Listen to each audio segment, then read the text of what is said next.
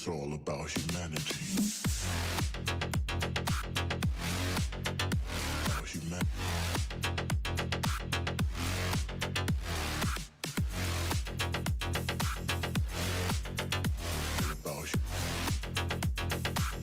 It's all about humanity. About humanity.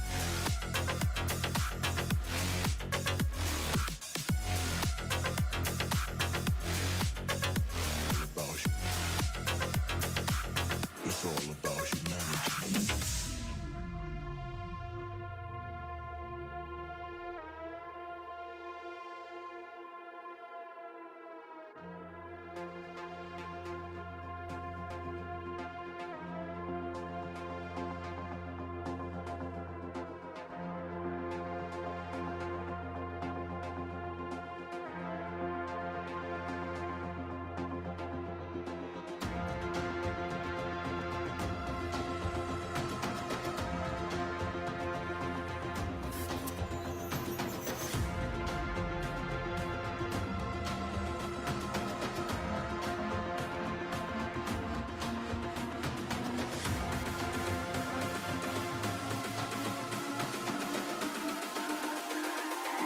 It's all about humanity.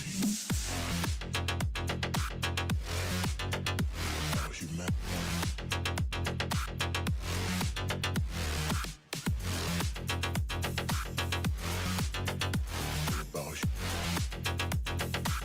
It's all about humanity. About humanity.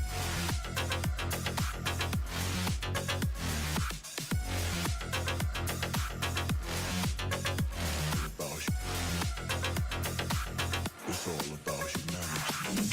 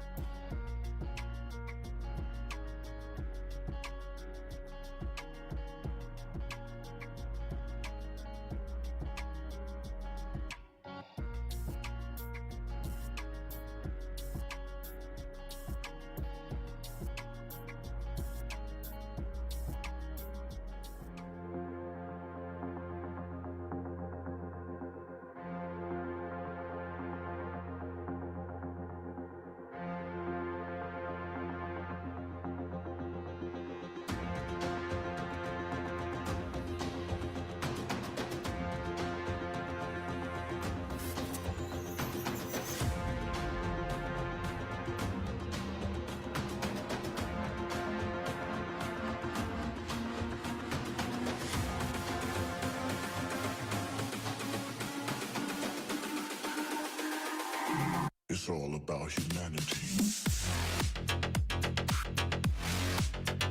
About humanity.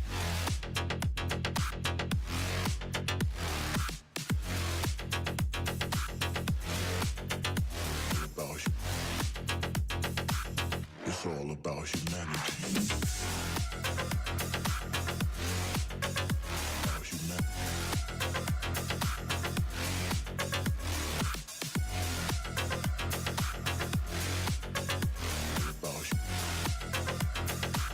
It's all about humanity.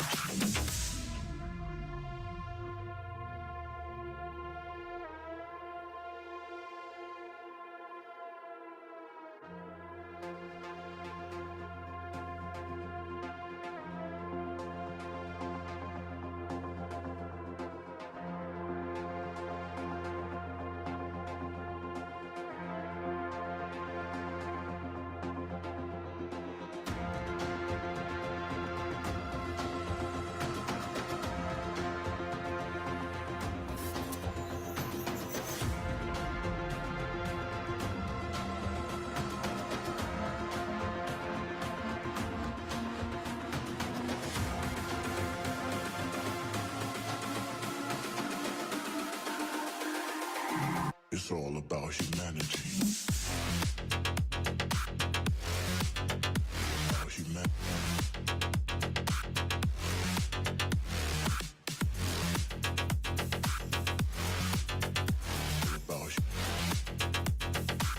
It's all about humanity. About humanity.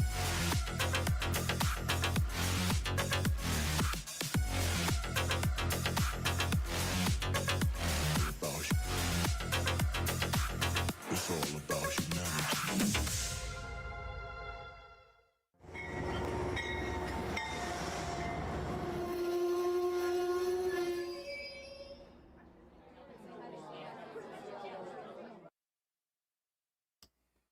Good evening, welcome, model citizens. I hope everyone has had a fantastic weekend. I know I did. We got out of the city for a little bit and enjoyed a little bit of upstate action.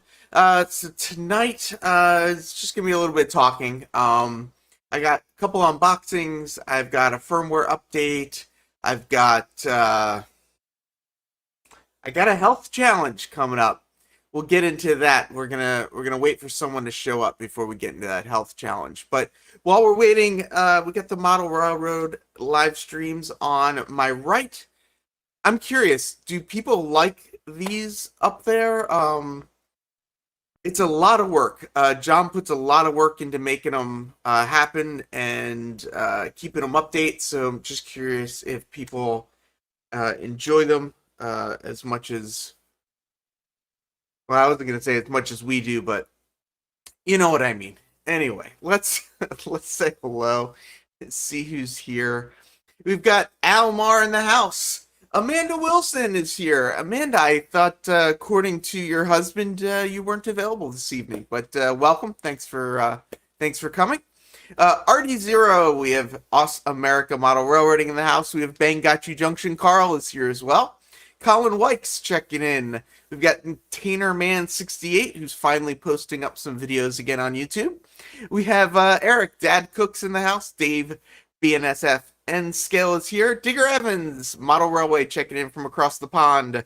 Drew Dudes Model Trains is in the house. Dwight Curley joining us as well. Edward Cady, how is life going? James from Boulder Creek Yard, just checking in. Colin Wykes joining us as well. We've got Jerry Setteral joining us. Joe Rader, Black Rock Central Railroad is here. Lynn McCurdy checking in as well. Mark from M&M Rails joining us from up north. Alan from Mason-Dixon Railroad. Michael McCarville also joining us. We've got Norm Miller in the house. Norm, you must be excited your daughter's coming to visit. We have Mike the Rail Artist is here. Randy's Rock and Roll Railroad. Roy Eltham joining from out in the California way. John from Schuylkill River Valley is here as well. Sean McGee is last on the list, but definitely not least. But I see a couple other people snuck in. Frank Steeler, Fan 820, JT1 has checked in as well. If I missed you, I apologize, but I really do appreciate everyone being here. Um, if you haven't yet, I've got a little poll going on. I'm a little surprised by the results, but I don't know, maybe they're not so surprising. But yeah, please fill out the poll. I'm just the guest interviews were really interesting, and I think I learned a lot. Uh, but I wasn't doing any of the modeling for a little while, so I'm curious if people want to get back to the modeling, or you know, or what people are interested in seeing. No one let me know that Tina is here. We'll keep it a secret, Tina. Your secret's safe with me, as they say. Let's take a look a little bit what I got running here before we jump into some other things. I hope this is clear enough to see. I don't know, it looks a little fuzzy to me, but we'll see. So this is an F7B. I got a couple circus cars and then a couple box cars. I'm not running it just because I think things look a little weird with just the F7B and nothing else kind of running with it. Along the back here, though, I've got a Boston and Maine Alco RS3 that, of course, now that I've got it on camera, it looks like it got a little nervous and stopped running, but we got it moving again. It's moving again. Tina, you can't get away with anything around here. That's just kind of the way things work sometimes. But yeah, there's that Alco RS3 pulling the flat car with my billboard on it. Let's say hello to our friend in the basement. We've got Dave from DES Media Productions. Dave, how's it going? Oh, am I on? You are on. Okay. Well, we can see your desk. Can't see you. Yeah. So I'm how hiding. did it go Friday? How did people treat you? Good. Are you going to do it again if I need somebody else to cover on Friday, or was that a one and done for you? No, I'll do it again. Awesome, fantastic.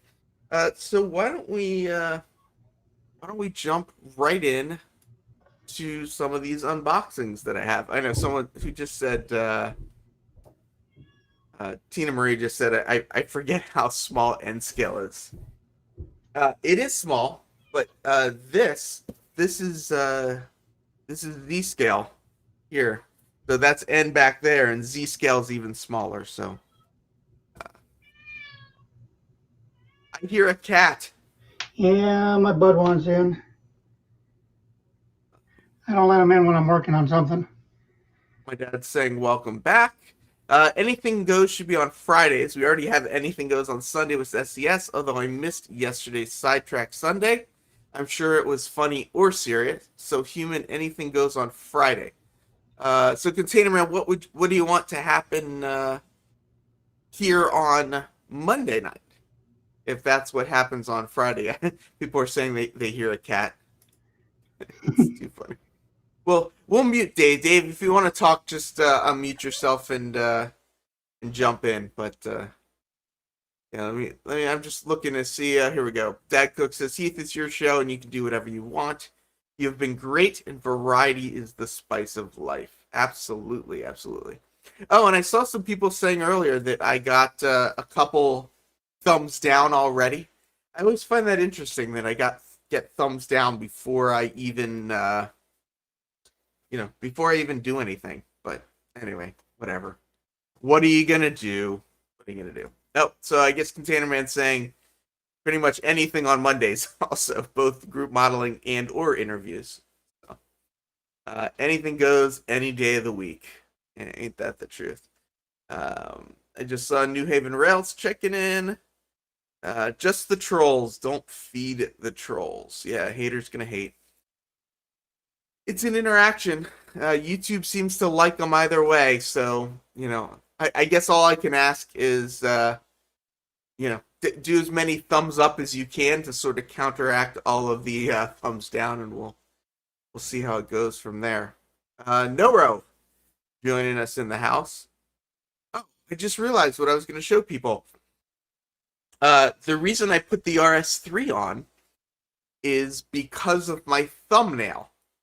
And I know it's probably impossible to tell from my thumbnail, but if people remember back on July 4th, I had a thumbnail that was the 69th Street transfer station. So I went back down to the area where that transfer station is, and in the same area where that transfer station is, they actually have this Alco. So the photo that I took in the thumbnail is me standing basically up on the platform on the left side of this. And I'm curious now, who can tell me which Alco this is? Do we have a troll? Digger Evan wants to know. Digger Evans, you are the troll. Now, people, I don't know, people don't like me for whatever reason. It's all, I don't even know what to say. It is what it is. It is what it is. All right. Any guesses as to what this is? The clue was a little bit what I'm running on my layout right now. If you remember what that Boston and Maine is, then yes, this. Ooh, they are letting this thing rust. That is for sure. The rust is thick, really, really thick. There we go. Joe Raider, Black Russian. So that is an Alco S1. That's correct. So yeah, it's just hanging out. As I mentioned, this transfer station's down on 69th Street, I think it is. And they got this maybe at 67th Street or 66th Street, somewhere right around there. But yeah, man, you can see in this picture just real thick rust. So it is an S1, not an S3. The S3 has, you can't really tell, but when I show if you look at the N-scale train that I'm running, that's an S3, and you can see it's got a short nose on it, I guess, which the S1 didn't have a short nose on it, or at least that's my understanding. And here's one other photo that I took. I just, I don't get up close to couplers very often, and the size of the thing is just huge. Sarah, you're never late. Join us whenever. Family always first. Luckily, these are recorded, so you can watch them whenever you want. But yeah, I thought this was fun. I took a walk down there, kind of as a little bit as a start. A little bit of as a start to the health challenge that we're gonna do. And what I was laughing about is Michael McCarville asked if Joe won the S1 because he guessed what it was correctly, and I don't know that Joe could pick that up and move it based on where it is right now. But yeah. Okay, let's hide that. Let's do. What am I looking at here? Let's do some unboxing. So we got this box right here. Let's get out a knife. Let's try not to cut myself. Oh, interesting that you say that. AAR trucks, because it said AAR on the coupler. I didn't know what AAR meant. And oh, you can possibly see it in this image right here, right in front of the pin. It says AAR, but I don't know what that means. We'll see if anybody else does. But okay, in unboxing, I'm gonna try not to cut myself.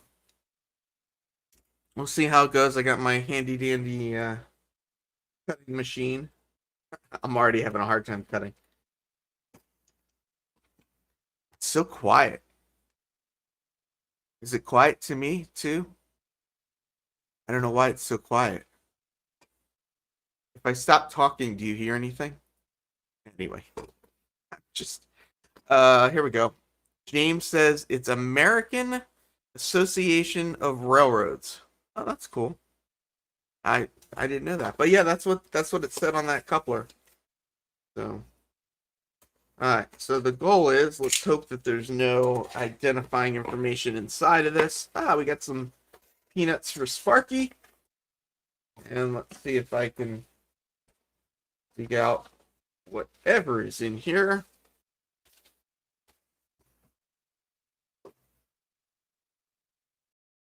Ooh, tiny, tiny, tiny. What do we have here? This looks like a New York Central F7A unit. It's almost like I knew that this was coming in the mail, and that's why I put this F7B unit on the tracks. So let's widen this out a little bit. Let's put this on over here. Just see if this thing runs or not.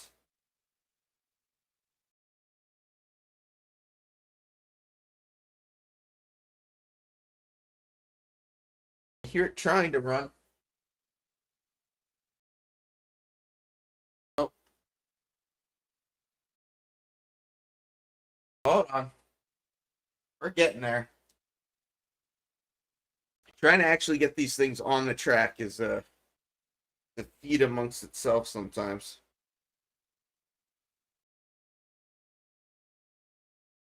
Hello, Mr. Randall Ellison. Let's do it this way. Straight track. Much easier to put a train on straight track. Okay, so that's on. Let's try it. It's weird. Every time I turn it on, it like jumps up.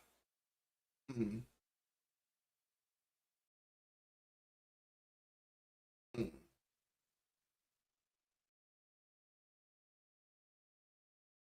guess this is why you should unbox things before you turn things on to see if they work or not.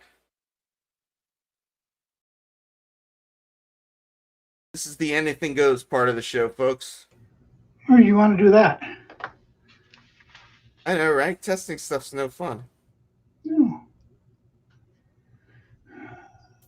Okay, it definitely runs. So maybe it's just that I can't get it on the track straight, which is going to make me put my glasses on. That's what it's doing. Making me put my glasses on. Okay. Definitely on the track now.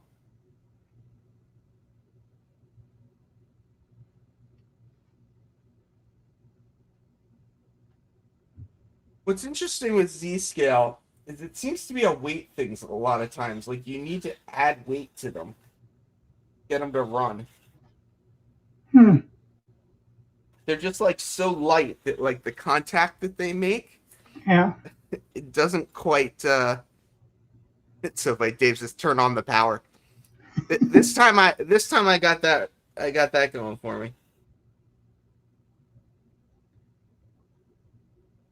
So what I want to do is, if I can get it going around once or twice, I'm going to add a little bit of lubrication in it, just to get it lubed up. And then once I get it broken in a little bit, we'll hook it up to this other, we'll hook it up to these guys and see if we can't get that going.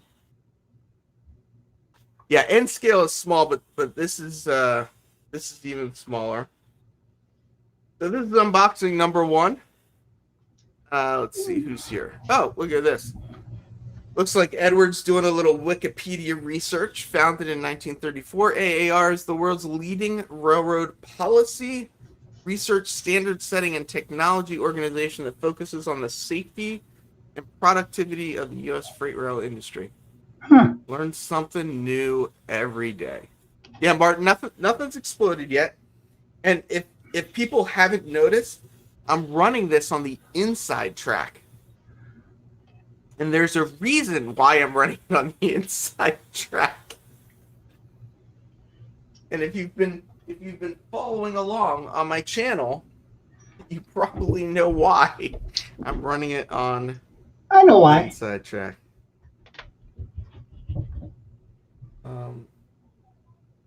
Yeah, I don't, somebody just said no ox ID, and uh, I've got it over there. I feel like I put it on last time. Oh boy. I Brick, don't I'm like when you dropping say, things. "Oh boy." I know. Well, I'm just trying to get the lubricant actually in the gears and not just all over everything. Which there we go. It's interesting because you're supposed to put very little lubricant on these things, Mm, but it's like it's so tiny you can barely see when you've actually put any lubricant on them in the first place. No, let's. Apparently, you can't put the tip back on the lubricant if you're putting it on upside down. And I did actually have this guy running earlier uh, without really any issues. So I feel like this guy should somehow. There we go.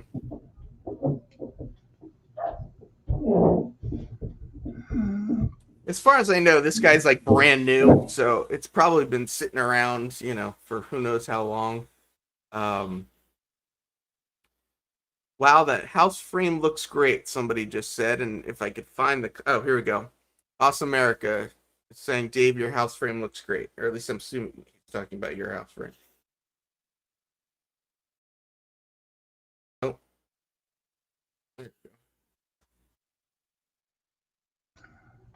it's not a house frame. It's my shed. There we go. Well, I mean, in a sense, a house frame or a shed is made in a Same similar way. frame, right? So, let's see. Okay, that's the. Oh, I missed it. Okay, that's the launch track to flying. No, the outer track Oh, was the track that launched it. that's Digger nice. saying, "I'm sure something will go wrong if we wait patiently." Uh, Now it's happy. It needs to run for 10 to 15 minutes. Yes, it does. So I'm gonna let it run this way for about 10 minutes, and then I'll stop it and run it in reverse for about 10 minutes, and then we'll hook it up near the end or whatever to this guy. Yep, Norman's saying don't forget reverse. Absolutely, we'll do. So I just learned this recently. So for people that don't know, my understanding is the reason why you run the trains in is because you're seating the what the heck are they called? Now I'm totally blanking on what they're called. The motor, the brushes. You're seating the brushes against the motor. So you run it forward and it kind of wears the brushes in, and then you run it backwards and it wears the brushes in, and then you get a nice connection between the brushes and the motor. So supposedly that's what this break-in process is doing. And I don't know why, but it really does not like this. It really does not like this one. For whatever reason. There we go. Apparently, if you wipe all the schmutz off of it, it runs a little better.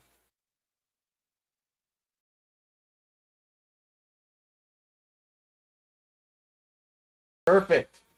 Okay, so unboxing number 2.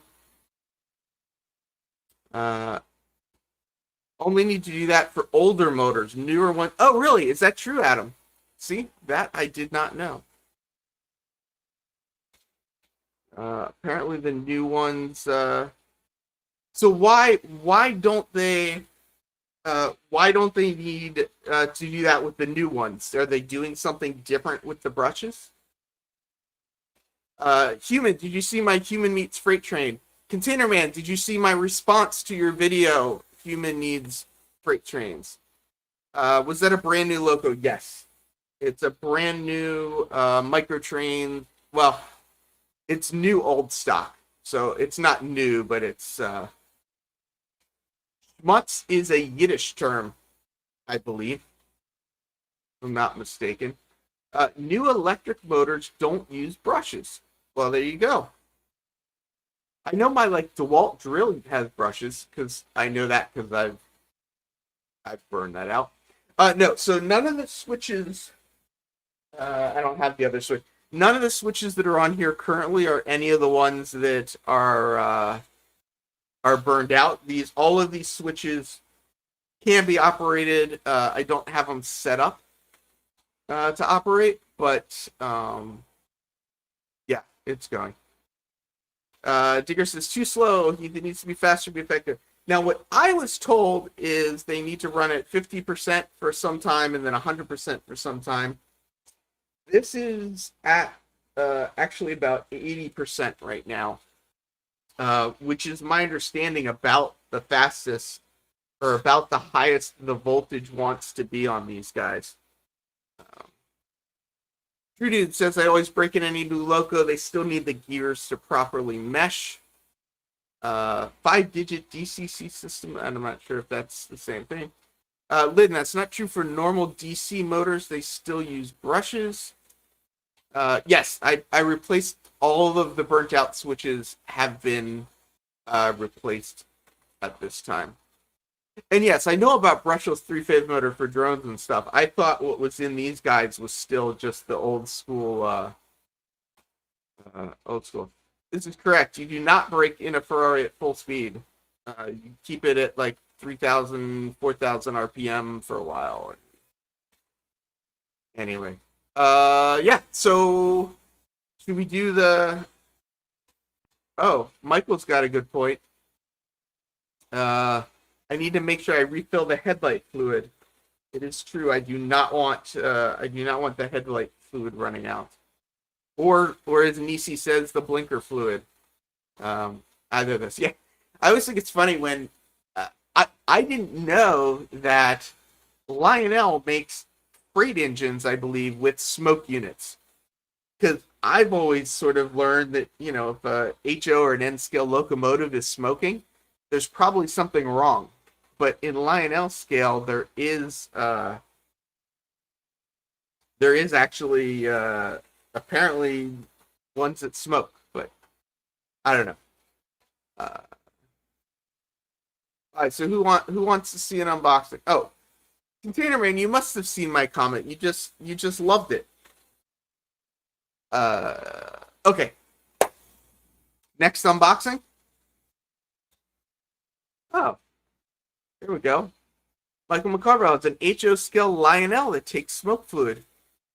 I stand corrected. Apparently there are. It's already running so much smoother. I don't know if you guys can really get a sense of how much smoother it's running now.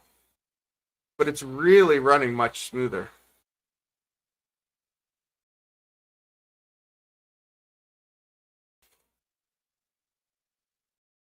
Isn't running trains fun?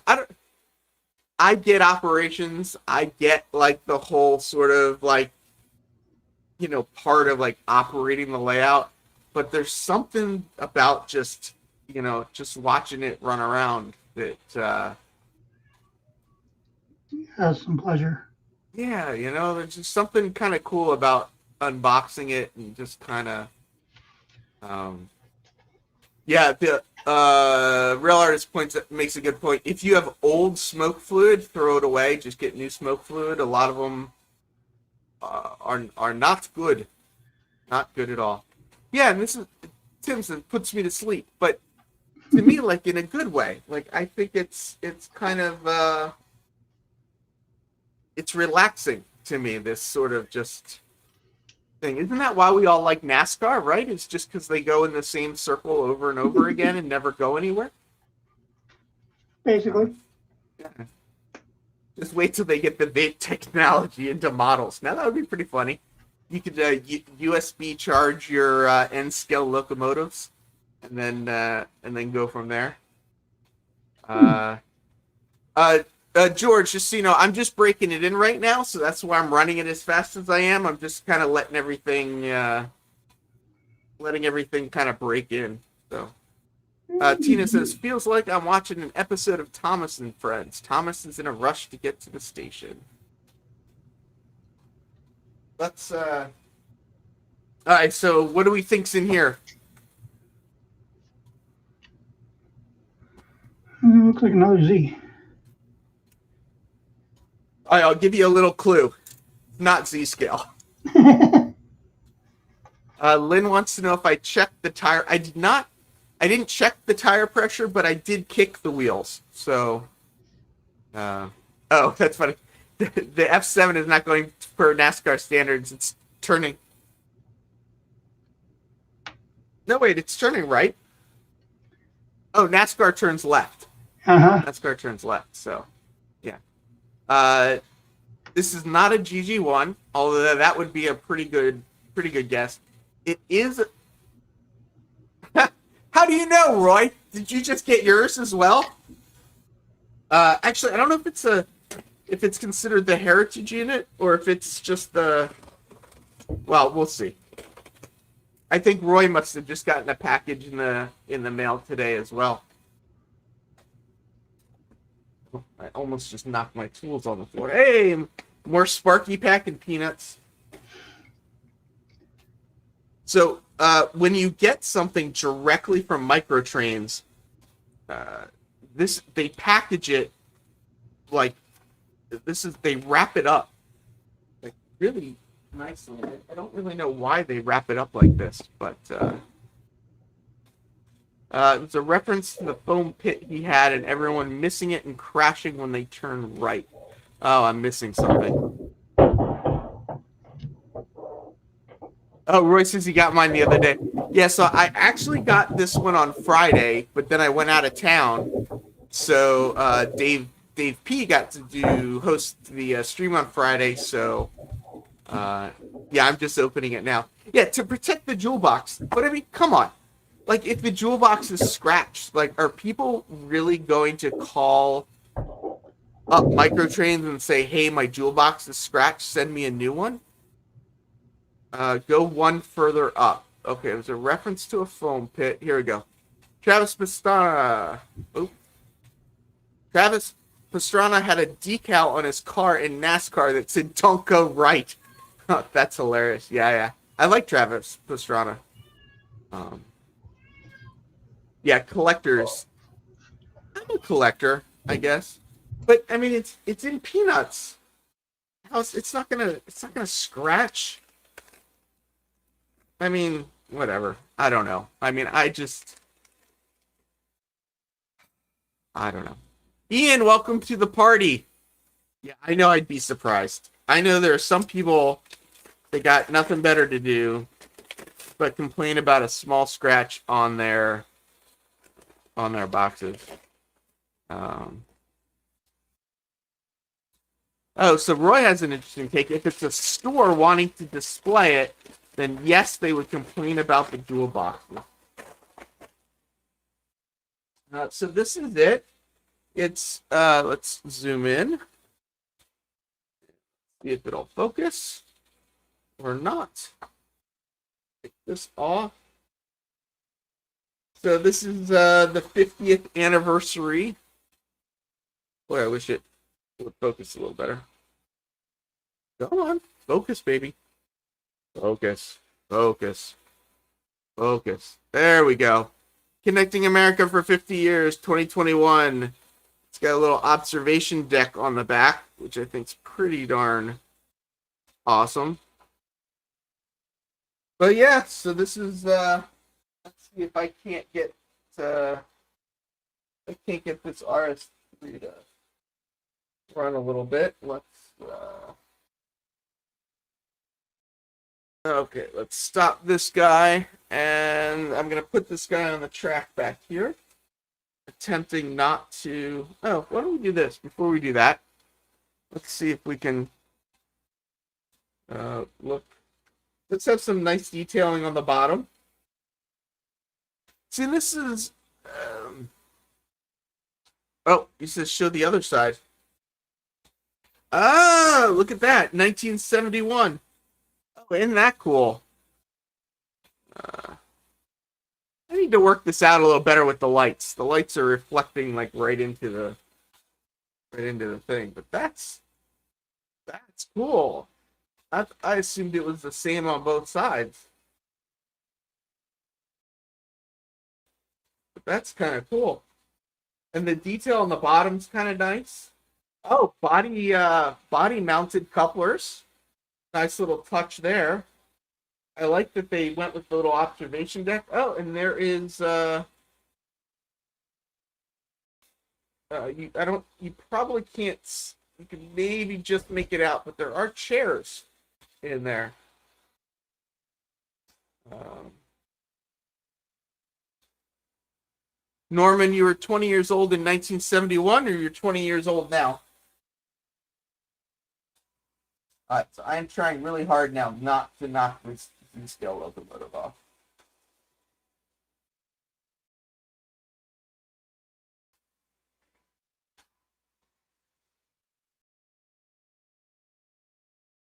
And let's get her running again.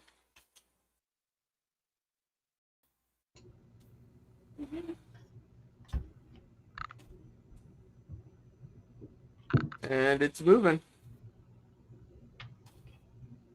In 71, I was 2. In 71, I was not born yet. Dave BNSF was 17.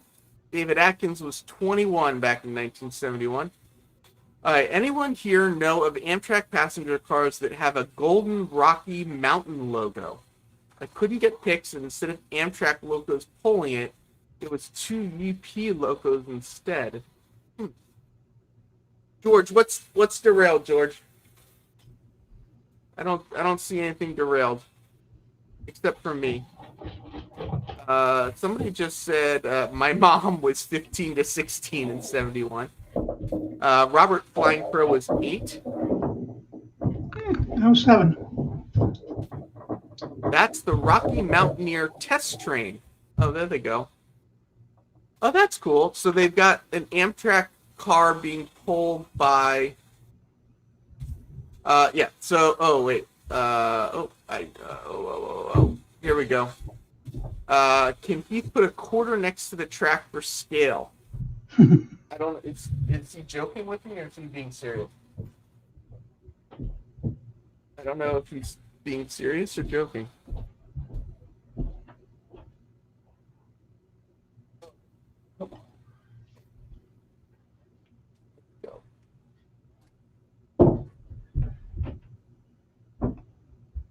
Oh, it did derail.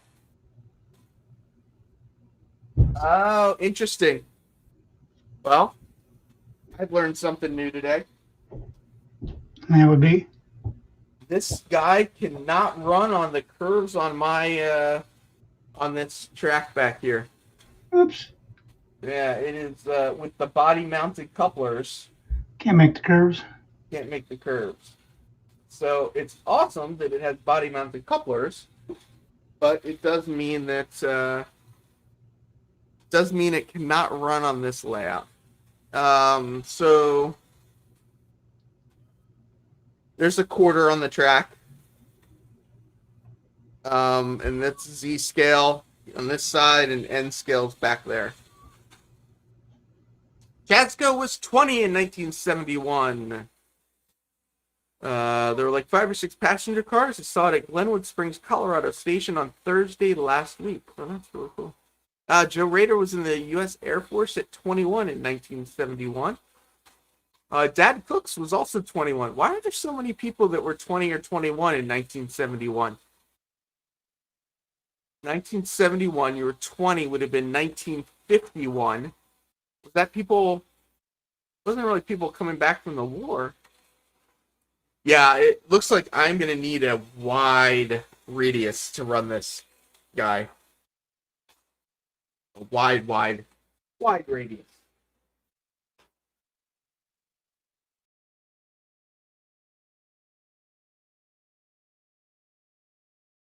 It is running so much better now.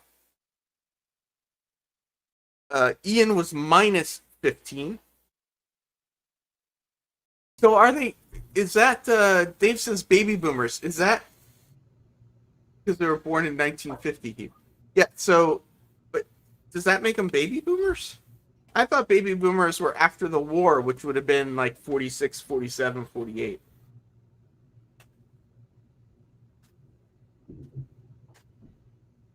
Leave, I Oh, gotta run. okay, Dave. Thanks for popping in. No problem. Thanks for having me out. Awesome. Everybody take care. We'll see you next time. Yep, take care.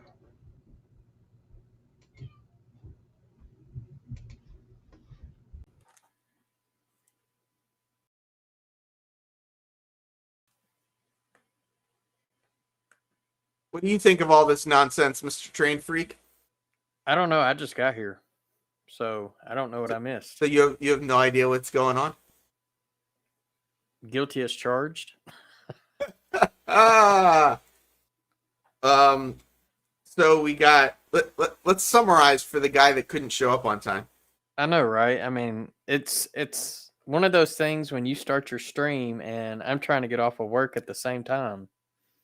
You gotta have priorities, man. Like I don't know, this whole work thing just gets in the way of model railroad streaming. I know. Hey, everyone. For everybody that's saying hi. Some are saying hi, and some are saying, "Oh no, it's Jason." Yeah. Yeah, like Robert.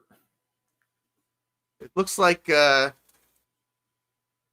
guess I've made this joke 600 times already. I don't need to make it again. I was going to comment on how your top of your head looks so nice, but you missed the Yeah, I lower missed all part, this down here. yeah. But I already made that joke, so I won't make it again. It's okay. At least I can have something up here and here. Oh, there we go. Okay. Okay. I think it might be time. Well, let me give you a quick summary, and then I think we're going to talk about this health challenge because I think we're going to throw down a little. Oh, we'll okay. see. The gauntlet, huh? I think the gauntlet's going to be thrown on this health challenge, and I'm going to see who else wants to get in on this because something tells me this is going to end up being kind of epic. But we'll see. But just to summarize real quick, for those of you that came late, Jason, we've got an Alco RS3 back here. Oh, nice. And we have on my Z scale, I have the F7B unit with a bunch of boxcars. And the reason I had this here is because this New York Central guy I just unboxed tonight. Nice. The reason I had the Alco RS3 on my layout is because today I went down by where this transfer bridge was and went and saw this little fella, the little RS1. Well, that's a S1. That's a little different. Oh, gotcha. That is So an S1, not an RS1. Yep. So S stood for switcher, which would typically be a yard switcher. The RS is a road switcher, which would be typically switching out industries. Okay, just so a we little all different. know this answer because we were all here on time and in the chat. What does right here on the coupler? It says AAR. What does AAR stand for? You would put me on the spot, wouldn't you? There we go, I do guys. not- We got him. We got this is the fall of Jason right here. You've seen it live, folks. You've seen it live. So I don't know exactly what AAR stands for, but I know it has to do with the groupings. Norman says he forgot already. I forgot already also, so Yeah. I'm hoping somebody's gonna post it in a second. But I know it has to do with like the groupings of the type of rolling stocks. The groupings of the type of rolling stock. That's not exactly what we were told earlier. Oh, sorry. All right, what somebody said is it stands for American something railroad, and it was like a regulatory agency of some sort that did something. Association of American Railroads. There you go. Association of Yeah. American Railroads. and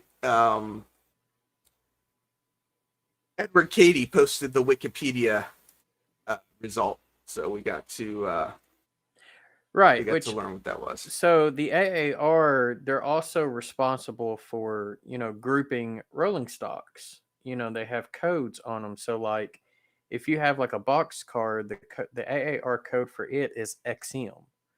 Um, Oh, gotcha. Like on the car cards, those initials yes. that are on there, that's where the AAR came from. LO Though. is a covered hopper. And don't even ask me how they get the letters for it. Like reefer cars, you got the ice bunker, which is an RB, and then the mechanical reefers, I think, are a RT. It's either RT or RP. I can't remember.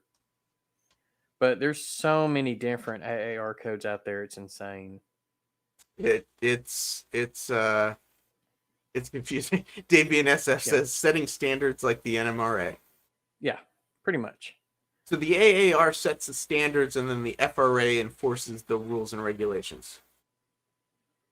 Edward Cady says the AAR is the NMRA for the prototype. Yeah, so the thing with with the way NMRA is, they make suggestions, and the AAR is the same thing. The FRA would take those suggestions and require those to be implemented. Now they do enforce, but used to, like back in the 50s and the 60s, the FRA did not enforce anything. They would actually have the Federal Department of Transportation do the enforcing. But that changed back, I think, in either the 70s or the 80s. That changed, and so the FRA kind of handles all that now. And that's from my understanding, from what was told to me. Well, if somebody told you, it must be true. Well, the guy who told me used to be a federal DOT inspector, so I'm not going to question him. I'm just giving you a hard time. Okay, so let's get into this. Amanda already put Jason on the list, so Jason's already a part of the. I changed it. I was calling it the Model Railroader Weight Loss Challenge, but I think it's more about getting healthy than it is about losing weight. So I just want to say that first. This isn't about water starving yourself or any of that kind of stuff. This is a health challenge, not a weight loss challenge. Norman's saying it's reverse time, and he's referring to the F7A. And if you notice, Norman, it's now going in NASCAR direction. So I've actually already reversed it. But thank you for the heads up. See, people are actually paying attention. Okay, so here we go. It's the Model Railroader Health Challenge. So far, we've got, I think, like 6 or 7 people that are joining, but there will be kind of a more official entry, which I'll talk about in a second. The official rules. The challenge is going to be based on the percentage of BMI lost or gained, and it's about health, not weight loss. BMI, or body mass index, is based on your weight and your height. So, like, if you're, 6'10", you're obviously going to weigh more, so whatever. So BMI is kind of helping to even it out a little bit. Like you watch those shows like Biggest Loser or whatever, and the men are like just, doing these big, huge weight loss numbers because of their size and whatnot. So the idea is BMI, weight, and height. So to enter the contest, you're going to take a photo of yourself standing on your scale the first thing in the morning and submit it to my Human City email.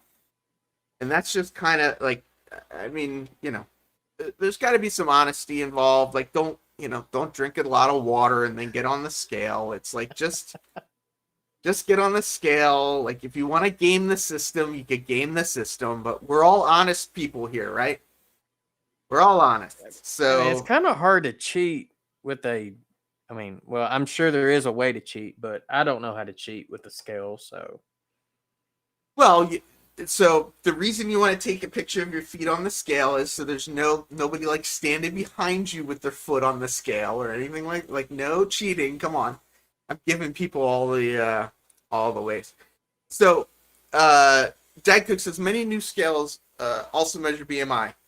Correct. But don't you have to put your height in for that? So the reason why I say just submit your weight is that I want to make it as easy as possible for everybody to join. That's my goal. It's to have as many people join as you want. With or without clothes, I don't care as long as it's the same in both pictures. I don't really care. But the idea is, and like Container Man said, he doesn't have a scale. Container Man, go to Walmart, pull a scale off the shelf, and weigh your damn self. Hey, Roy, Amanda's got like 3 or 4 scales she told me to throw in the trash. And I haven't done it yet. So if you need a scale, we've got extras. There you go. And so that's another thing. You can enter whenever you want, right? So I'm saying take a picture of yourself first thing tomorrow morning. If you don't have a scale, you can't get started tomorrow morning. Just take a picture. Yeah, Container Man. I know the old scales you could set where 0 was and you could roll them back real far. Norman says, Roy, use a truck scale. I'll let you. Oh, and Sparky comes out of hiding just to say Container Man would need 2 scales, 1 for each foot. Oh, that's epic. Oh, man. But Roy, if you want to enter, we'll find a way to get you a scale. Like that's we'll get a scale. That shouldn't be. I don't want there to be a barrier to entry. If you want to do it, we'll figure out a way. Flying Crow says he already started last week. So give us your weight last week if you want. That's fine. You know, we'll Container Man, Sparky, I'm not reading your comment. I already read it out loud, so you're all good. Okay, let's see. The challenge is going to end on Friday, November 12th. And we'll announce the winners on Sunday, November 14th, which will be my Sidetrack Sunday. So it's about 3.5 months. So you have 3.5 months to get yourself entered and to, next time you go through the chicken coop and get truck scaled in, do it twice, one with you in it and one without it. There you go. You can start the challenge whenever you want, but you must submit your starting photo. The top 3 winners, yes, there'll be 3 prizes. Top 3 winners with the highest percentage of BMI lost will win a prize. Before we get to what the prizes are, Sparky, you were the one that said he needed 2 scales. You're a lot of time. We belong to Kaiser Medical Group. They provided us scales that have Wi-Fi, sends the weight measurements to our doctor. Yep, there are a lot of them. Do that. Yeah. So here's where the throwdown starts, and I don't know if Amanda's still in the chat or not. She was bouncing in or out, but No, she left. okay. So Amanda mentioned that Jason is a little competitive. Would you say that's true, Jason? I don't know what she's talking about. Okay, so that would be true then.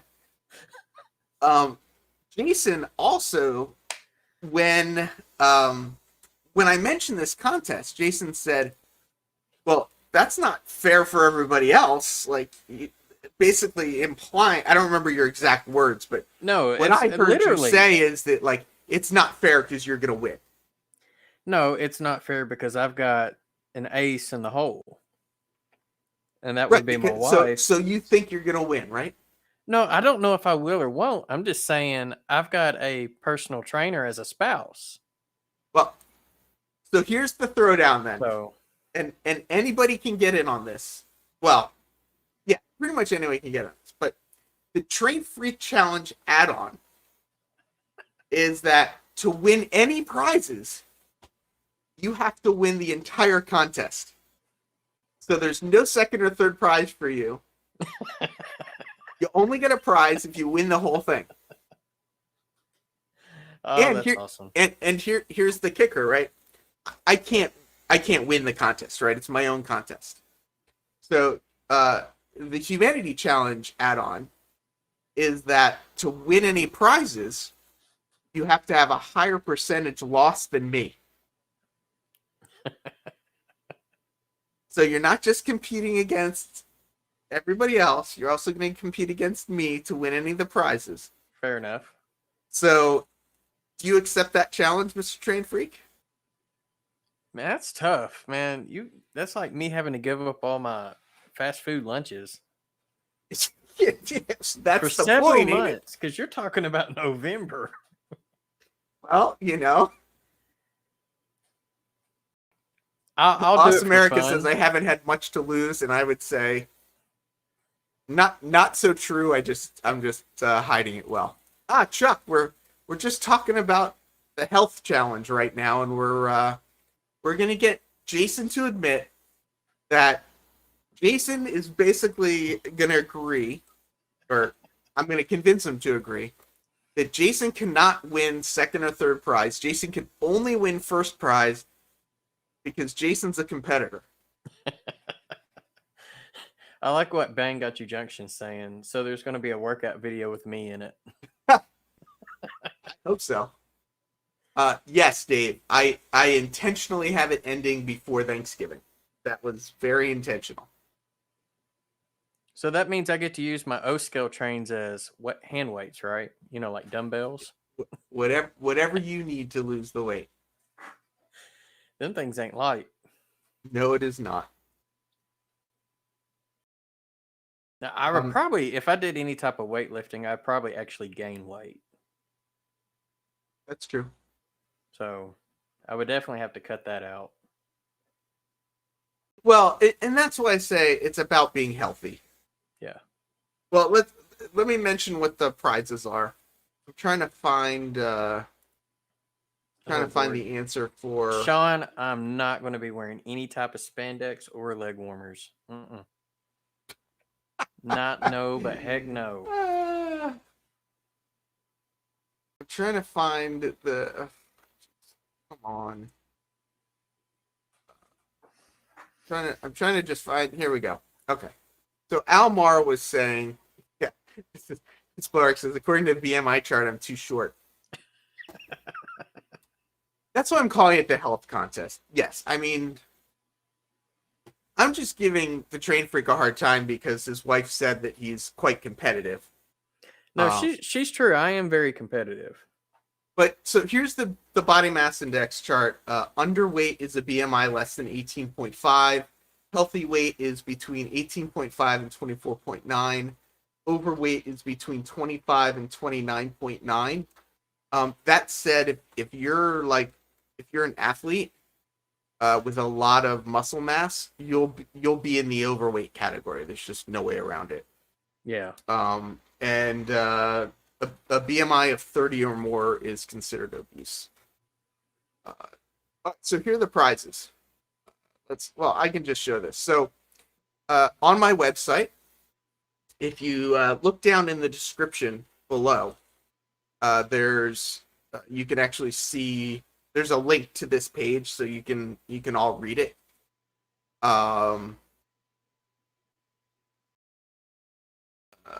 What was it? So let's Norman's asking specific questions. All right, so for 190.95, or what did he say? 6'3", 195. So 6'3" is 6'3" at 195. You're just into the yellow. Yeah, like what, 25.5? Yeah, you're just in there. Right, yes. BMI is a really lame indicator of health. Yes. So is weight. The only reason why I'm doing this way is because of just what you said here. Body fat is so much better, but it's a lot harder to measure. And I want people to be able to enter the contest, and that's like for me, it's saying that my BMI is a 30. Just looking at Right. that chart. Yep. And I'm up in like 28 or something like that. Um, yeah. Lehigh says he's almost yellow. According to your chart, I'm into the solid red. Yeah, so Dragon Lover, that's it too. Like, these kind of contests are so hard to hold because the reality is I would rather somebody get healthy and gain weight, if that's kind of just how it goes, than to have somebody do things just to win the prizes. But Yeah. uh, uh, I had to come up with some balance. So what I'm going to say is for any U.S. winner, gift certificates will be to one of my channel sponsors. And for any non-U.S. Winner, the gift certificate will be to whatever local hobby shop. So the prizes are train related. And the total prizes will be $150. It'll be $75 for first prize, $50 for second prize, and $25 for third prize. Entries that don't comply with the YouTube community guidelines will be disqualified, and you just have to say that because. So Sparky's saying Container Man is 5'10" and 290. So 5'10", and 290 is up here. Yeah, 42. 42. So, yeah, at the end of the day, if you don't win the contest, great. As long as you kind of join the contest, that's the goal, or at least that's my goal. Ray says he's off the chart. Ray does? Oh, Yeah, Ray. Oh, I Ray. didn't see Ray here. I'm off the chart. Yeah, he just popped in. It looks like, unless he's been lurking. Yeah, so the weight chart the weight chart is underweight, normal, overweight, and then obese. I get what he's saying. He's making a joke. So the weight chart goes normal, heavy, overweight, obese, and then model railroader is the top part of the chart. That's the top one. Oh, that's too funny. AK Crazy Russian, you gonna join our health challenge? So, like, are you going by, I guess, like total points lost or gained to wherever that healthy? Not points, it'll be percentage, right? Because if somebody's starting at 30 and goes to 28, it's a different percentage than if somebody starts at 26 and goes to 24 or whatever. So I'm hoping that by converting it to percentage, it's going to make it as fair as possible. Gotcha. Not going to be 100% fair. It is what it is. Well, I mean, if you think about it, those that are heavier actually had the advantage. When you think about it, 100%. 100%. So, based on that, Mr. Train Freak, are you going to take the Train Freak Challenge add-on and the Humanity Challenge add-on? Which anybody else is allowed to, like, if anybody else wants to join in that, they can as well. Yeah, I mean, Dad Cooks, I'm always off the Lynn McCurdy. All this talk, I need to grab another bag of chips. So, how many people you got entered so far, not including me? I think it's like 8. Well, that ain't bad. 8 if you count Amanda. So Amanda's gonna do it too. Well, I hope so. Anybody can join. If you want to do it with your significant others, feel free. Whatever you want. Losing is harder to gain. Like now, here we are in serious lockdown for 4 weeks. Yeah, no, it is hard. The deal is eat lots now before the weigh. No, come on. We're gonna keep things honest, Sparky. Okay, so the rules are. I will put the link. Link is in the chat for the rules. Sparky saying, "Fill your pockets with HO scale trains." That's awesome. But you DCC gotta make sure Train they're says I'm brass only or 5 pounds die-cast. over my normal weight. Hey, see, there's a model railroader that's in shape. But yeah, so those are basically the rules. Send me a photo of your scale showing the weight. Let's have some fun. Let's encourage each other to lose weight. Jason, whether he likes it or not, his wife's already agreed that it's either all or nothing for Jason because she wants him to lose as much weight as possible. So she's encouraged me to push him into that thing. If anybody else wants that little extra bit of a challenge too, take the humanity challenge add-on. I can't win, but make it a make it a little bit of a goal. Sparky 107, is that the old heavy brass logos? Oh, Greg says I broke the scales. Well, Greg, I was saying if you don't have a scale, head over to Walmart and go stand on one of their scales while in the store. I wouldn't recommend taking all your clothes off while you're in the store, but go use go use one of their scales. Oh, now they're talking about putting things in their mouth. Yeah, let's not do this. Mr. McTovid, Andrew, you can join too. I'll post the link up again just for people that want to see it again. But yeah, this is about fun and getting healthy. And we're doing it before Thanksgiving. Jason thinks he's going to win. So our job is all to our goal is all to beat Jason, because if we beat Jason, then Jason wins nothing. That's right. If one person beats me, I win nothing. Tina from Mojave Model Railroad. I once got on a talking scale and it said only one person at a time. Ouch. Yeah, exactly. Human, I see the doctor every 3 months for my weight. Container Man, if you want to join in, just use whatever your previous weight was last time. Whatever. Just be a part of the community if you want. Chuck says, Jason, what's your address? I have treats to send you. Mark says if he was 7'2", he'd be normal. Unfortunately, he's only 6'2". Yeah. Greg, I'm just saying, go to any store that's got scales on the shelf. If you don't have a scale at home, and just use whatever. What do they call it? A general store? Is that like what Walmart is? Yeah. A general store? So Yeah, whatever any your kind local of, general store is. Yeah. Yeah, we'll whatever it takes. Mr. Pictovid coming in with a super chat saying, hello, Heath. There it is. I couldn't find it for a second.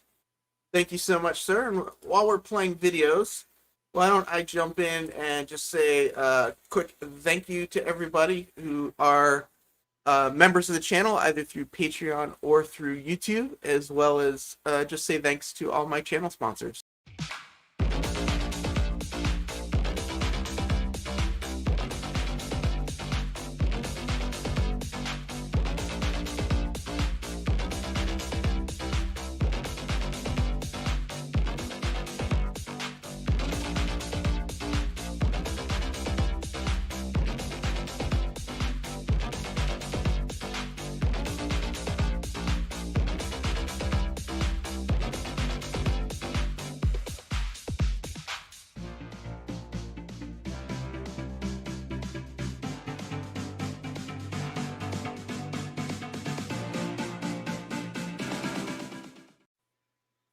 Thank you, everybody, so much. Let's see, DCD Train. Picture tomorrow and on November 11th to be on the safe side. Sounds good, man. Yeah, send them in. Let's do it. End scale, gate. I'm not sure what he's saying. Human, my ideal weight is 175. Do you believe that? Yes, because I'm 5'8", and mine's like 165, 170-ish. So yeah, I mean that makes sense at 5'10". Yeah, me and Rory, we're the same height. I'm 5'10". Alan's throwing down. I can't enter. I win too many contests already. Chuck says I was a 7th grader last time I was 160. So Chuck, are you definitely going to do it? I know you sent me an email. Mr. Potovic, how does the New York Space Project? It's coming along. We're getting there. Not sure when I'm going to get to move in, but we're working on this. Yeah, James, do it up. Be good to have you. Let me show this real quick because Container Man was asking about. Oh, good. Chuck says he's in. Awesome. Container Man was asking about the UP pulling the passenger cars, and Adam Cruz sent me this link. This is Joe McMillan's. Canada's Rocky Mountaineer will run a luxury train this summer and fall between Denver, Colorado, and Moab, Utah. And it looks like these are just some of the photos that he took. So we're assuming, Container Man, that this is this what you saw?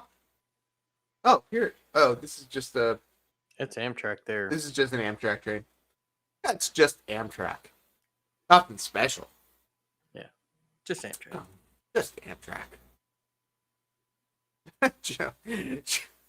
Joe Ritter says, on Vinny's show last Friday, I was told I can't enter any more contests.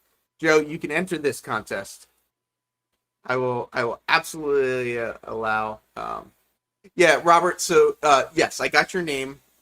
Just to sort of to bring it all together. Send me your picture to sort of officially enter, and we'll. Basically, we just need your starting weight to kind of try and keep people. We're model railroaders, right? We're honest people, right, Jason? Scout's honor. You're not going to do anything to No, game the system. no, I don't do that stuff. Amanda accuses me of that all the time, and I'm like, I'm too good. I don't have to cheat. Oh, there we go. See, Jason's throwing down. We only need one person to beat Jason for Jason not to be able to win any prizes. So remember that when you're thinking about joining the contest or not, that it could be you. It could be you that takes Jason down. And think about it. If you take me down, you have a real good chance of winning first, second, or third. That is true. That is true. There we go. Unless everybody beats me, then I don't know. Chuck's in. Chuck's saying he can beat you. That's what's up.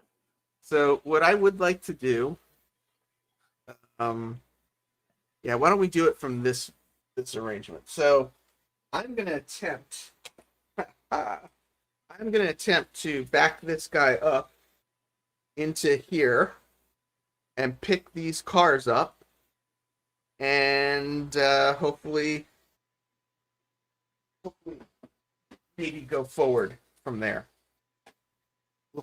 We'll see. We'll see if this works. Ray's got a good point. What did Ray say? He's got a better chance of taking me down in bowling. Oh, there we go. Use the 5-finger crane. But... and Ray would have a real good chance at that, considering that it's been several years since I bowl leagued. So, Jason, are you making excuses already for you losing? No, I said for bowling. In general. Hey, that doesn't mean I wouldn't attempt it. But basically what you're saying is you're already a loser. Bowling, yes. Okay, let's see if we can pull this sucker out of here. Did you get it coupled? Oh, looky there. And I'm running it on the inside, so hopefully we're not going to launch this. Oh. I didn't know this about Tina. How about Tina that? was a professional bowler. Maybe we'll have to have Tina come up to Let her put a up to smoking on Strasbourg Ray. and show both of you. Yeah, I know, right? What's up.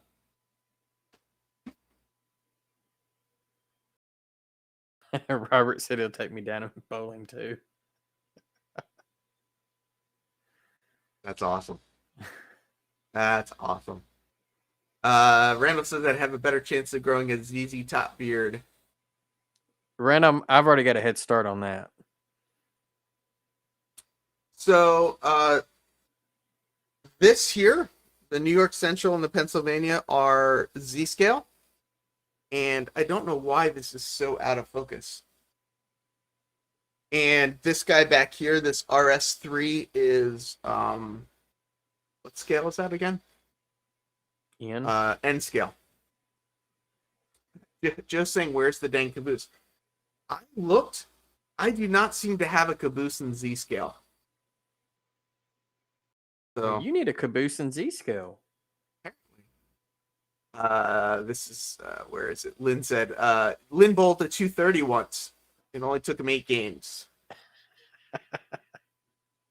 Oh, I didn't know Ray. I didn't know you tossed a 298 this season. He's got my highest beat. The highest I've ever bowled was a 290. Jason, I think you got a challenge here. You've seen James's beard, right? No, I have not. You know, James, you've seen at Boulder Creek Yard, his beard. James, did you get the link? If you got the link, James, come up here because I think we might need to have a. Jason's googling your channel now. Just to make sure YouTube didn't kick me off. YouTube's got a bad habit of that.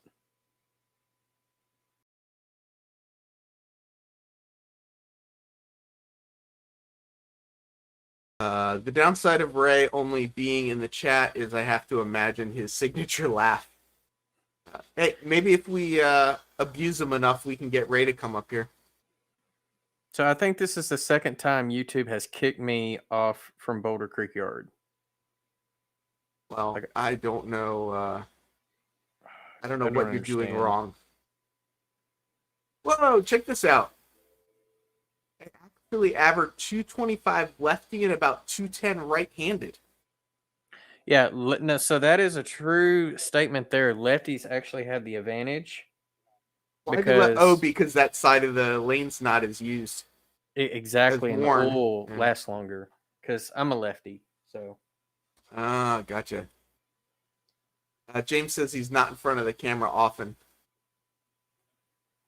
But I'm pretty sure you've seen him. Jason, you ready? You watching the screen? all right, I'm watching.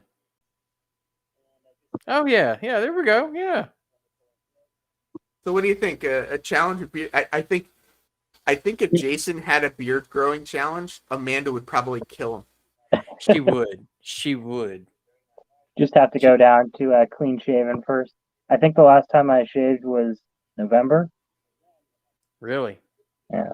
Wait, November? Like down all the way down in November? Pretty close. Not completely, but like about where you are, maybe a little bit longer. Wow. Lehigh says one of the 3 on screen is different. No, I Roy's actually already trimmed... placing bets on James winning. Oh yeah, absolutely. I trimmed mine up a little bit yesterday. I have to, otherwise it's like, I don't know, that it kind of curls up under. Yeah. Tina's saying, "Oh please." I think she's got when you said it's easier for lefties. I think she. Oh, that's so funny. Oh, and now Tina's starting to get a little. I don't know. You can tell the age of a guy by his beard and hair. The older he is, the less hair on his head, and the more hair on his chin. Yeah. Except Yeah, for it's me. starting to thin out a little here. Yeah. Got the amount of gray on one of these sides. It's like a streak on one side or the other. That's funny, Mr. Pictovid. You know, on the it's Jason. Oh, he's a great change. Yeah. Andy, a step. My guess is that shaving would make quite a cheat on the weight loss challenge. probably at least a quarter pound or more. Yeah, maybe. I could definitely feel it like blowing in the wind and stuff. Artie, I don't think I've seen your beard, Artie, but he says last time he shaved was October 2019 and only a tidy trim. Adam says I only shave once a week. Once a month. I'd rather have it all lasered off. Yeah, I know. See you later, Lauren Hurwitz. Everyone's Yeah, saying now goodbye. I don't have to brush my hair, but now I got to brush my beard every morning. Mm. Yeah, I'm the same way. Do you guys That have like doesn't a bug me. whole beard, like you put the beard oil in it and you do So, the... my job still requires us to wear masks. So I was doing it before the mask mandates and stuff went in, and even though we no longer have a mask mandate, but my job still requires it, I can't oil it, otherwise all that oil gets in my mask, and it's just like it's not good. It's not like an oiled car air filter. Doesn't work the same way. No, it doesn't. Yeah, we have a mask mandate at work, so like I have this kind of like permanent divot almost in right here where the mask pulls back and it does weird things to the beard hair. That and I typically wear my neck gaiter just because of that. If I try to wear a paper mask, it's like my beard will shove the mask up into my eyes. Mm-hmm. I need to And start doing that with the gator thing. yeah, the Speaking gaiter about it masked men, keeps it.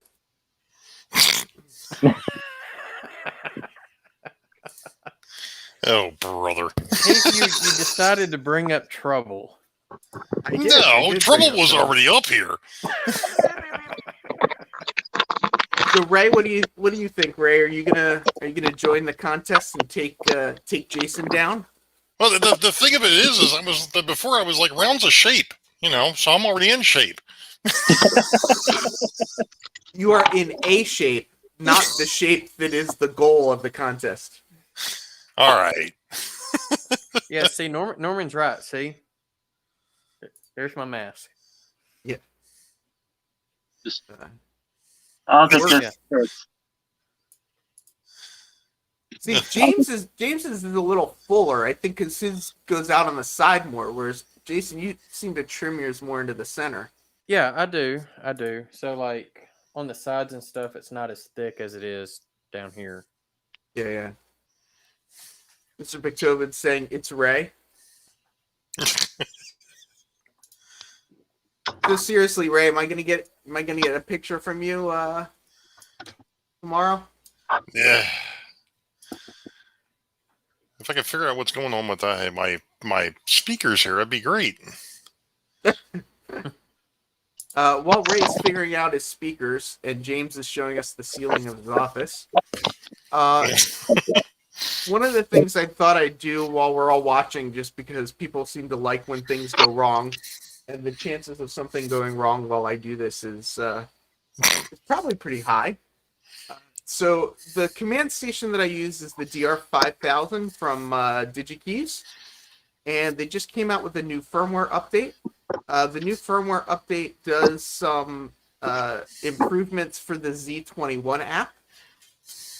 That said, if you use the XN plus FB, what did Ray do now?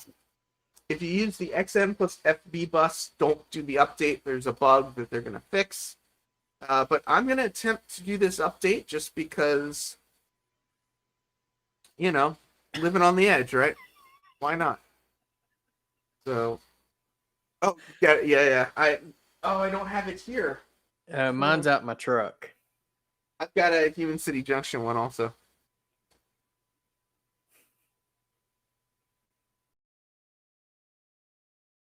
I was wondering what all that rustling was over there, right? All right, so here we go. We're going to go to USB. So basically, this is how easy it is to update the DR5000. I downloaded the new version 1.6.0 software. So I'm going to go and I click on the little USB button here. It comes up, you see right here, DR5000 version 155, which is the old version, latest version 1.6. I'm going to click this button and hopefully, I muted Ray. Sorry, was Ray talking? Sorry, Ray, were you trying to talk? I had muted you because you were making all kinds of noise. I wasn't trying to talk. Wait, okay, good. Ray replaced Steve? What?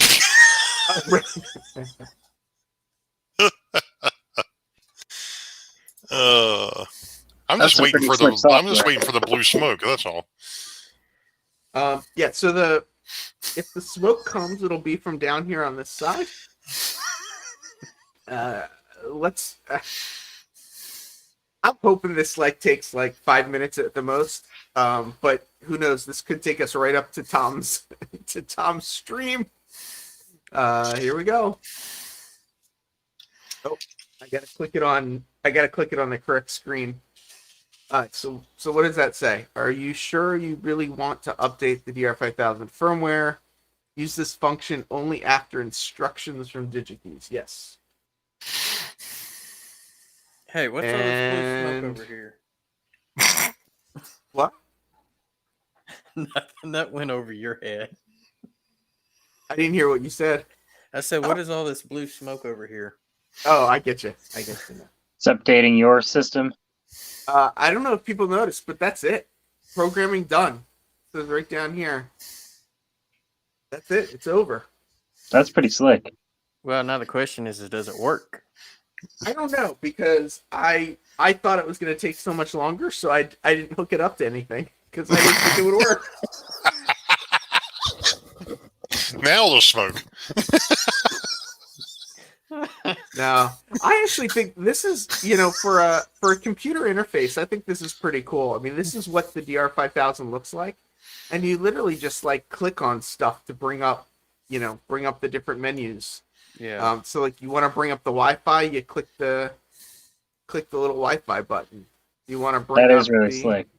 if you want to see your track status, you just click on the track status button. If you want to see your track output, this shows you your track output, your track settings, and I think that's kind of a fun. And to turn the track power on and off, you literally just click these buttons on the screen, which I think is pretty brilliant. And then to shut it off, you literally just hit the power button. Literally, I keep saying literally Because it's literal. Literally. It's nice Well, to see Also, somebody put America enough. wants to know what you're smoking. It's nice to see somebody put enough time and effort into the software instead of just the hardware. So many things, you get this nice piece of hardware and the software, like they never finish it and then they move on to the next thing. So you've got all these features that never worked. Right. Yep. And I'm a big fan of, and I know I talk about this way too often. I'm sure people are tired of hearing about it, but what I love about the DigiKeys products is that you're not limited to Digitrax or to Lens or to NCE. ExpressNet or Z21. Yeah. NCE, they're still working on the box. The box isn't commercially available, but yes, it will interface with NCE as well. So it'll just, it'll interface with whatever you want to use, whichever protocol you want to speak, it will speak, which I think is pretty cool. I think it's a pretty good thing. But yeah, at DigiKeys, we sell the DR5000 DCC multi-bus command station for your model railroad. The DR5000 DCC multi-bus command station is a command station with all imaginable bus connectors combined in one single device. You can connect your DR5000 and when I say you can connect, Dragon Ball Tech is here. Good to see you, Dragon Ball. Yeah, literally. Exactly. He literally keeps saying literally. Literally. So When literal. this next paragraph here, it's literally talking about all of the things that you can connect, literally for the $200 base station. All of these connections you get, like you don't need, with NCE and Digitrax and everything else, like you need a separate Wi-Fi device. You need like a separate, there's all these separate devices, and this literally has everything there. You got a USB on it? USB, which is how I'm connecting now, LAN and Wi-Fi. Well, I mean, so to run like something like JMRI, you still need a computer hooked up to it, right? I have a Raspberry Pi, so I have a. Perfect. Let me move this. Awesome. That's cool to hear. I didn't think it would be able to run JMRI on it, but I mean, that would be probably adding a whole heck of a lot of money to the darn thing to add JMRI to something like that. Yeah, so this is it. This is upside down. Can I turn this around? Make everybody busy. So everything kind of fits in this one box. Here's my check throttle. And take this off, take the PR4 off. So what's in this box It's literally everything. is literally everything. So here's the DR5000 back here. On top of the DR5000 is a GLI.net. Let me do this. This is a GLI.net travel router. This allows me to maintain a separate Wi-Fi connection between the DR5000 system and the outside world, but also allow them to connect. Here's the UR93 to connect to the Digitrax throttle. Here's the Raspberry Pi. Here's my two circuit breakers. The Rolling Thunder, of course, and underneath the Rolling Thunder this is just a LocoNet splitter. I've got this little box here that just tells me what my voltage and my amperage are. And then on this side, these are my track outputs. I can't see. So the two track outputs and my programming output. Over on this side this is the power for the box. This is the power for the Raspberry Pi. And this is a network cable so that I can hardwire the box if I don't want to go Wi-Fi. But it's all, it all packs just in that one box, which was kind of the intention. Is because when I was just doing T-Track modules, I wanted something portable. So it's the intention was that everything could fit in that box. Put the cover on it. Take it wherever I want.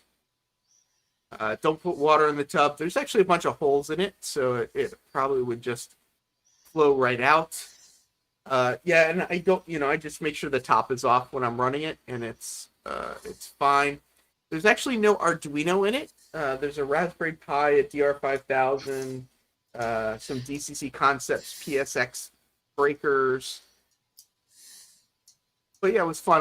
I'll rebuild it once I move down into the studio.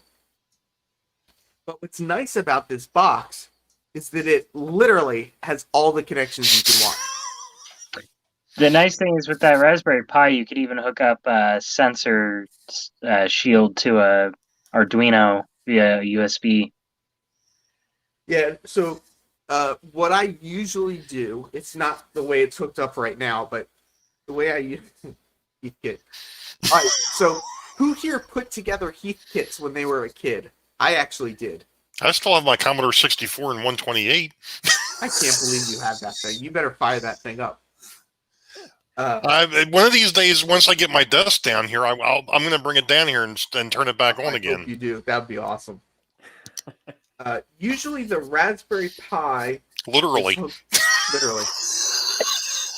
Usually, I literally have the... See you later, John. John's like, I'm out of here. They're talking crazy now. Literally. Literally. Yeah, Robert, my new space is literally in the same building I'm in. Keith, you got a new merchandise idea. Just Literally. take your logo and have under it literally. Literally. What was that other word I was trying to say that one day that I just couldn't say? Was it literally? Or was it something else? Martin's asking, remember Heathkit? Absolutely. Heathkit was owned by Zenith, and there was actually a store not too far away from where I lived where we would actually go to the store and buy the Heathkit thing. Roy Eltham. Blame Heath, literally.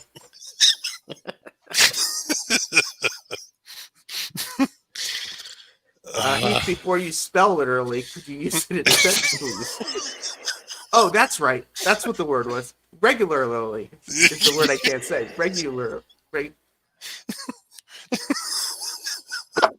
I literally regularly broke it. Tina says, I have my Raspberry Pi with JMRI and just bought a bunch of 10-inch tablets used on eBay to control its panels around. Yeah. Yep. Touch screen for all the switches. Yep. And that's that will be the plan. So speaking of, did anybody watch DIY and Digital's video the other day where he took a volume control knob and connected it to like an Android or an iPhone? And I'm sure you could do the same with the tablets and use that volume control knob as a dial for your locomotive speed. That is the ESU controller. That's cool. Yeah, it's awesome. It's awesome.